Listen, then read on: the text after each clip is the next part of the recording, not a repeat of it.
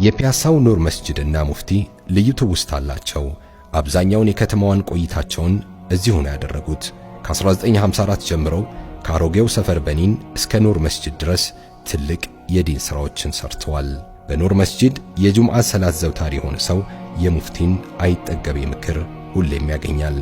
ወላሂ ኑር መስጂድ እንግዲህ ታቀራ 54 ዓመት ነው። በይነል መግሪብ ወልኢሻ ታቀራ 54 ዓመት ነው።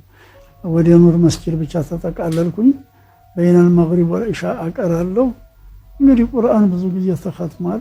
በቀላል እንደው ወደ 45 ነን ወደ 40 ገያማ ሳይختም አይቀርም በይነል መግሪብ ወልኢሻ የሚቀረው። እንግዲህ አሁንም እያቀረፉ ነው። እኔ ቂርአት ወዳለሁ የለፋሁበት ነው ያደኩበት ነው። ደግሞ የቀራሁት እኔ ለገንዘብ አይደለም ለስልጣን ፍለጋ አይደለም።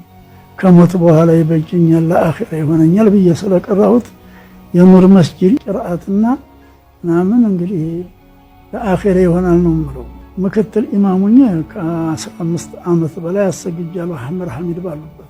3 ዓመት ደግሞ ዋና ኢማሙኛ አሰግጃለሁ ኑር መስጂድ። የኑር መስጂድ ግንኙነቴ 3 ሐለት ነው።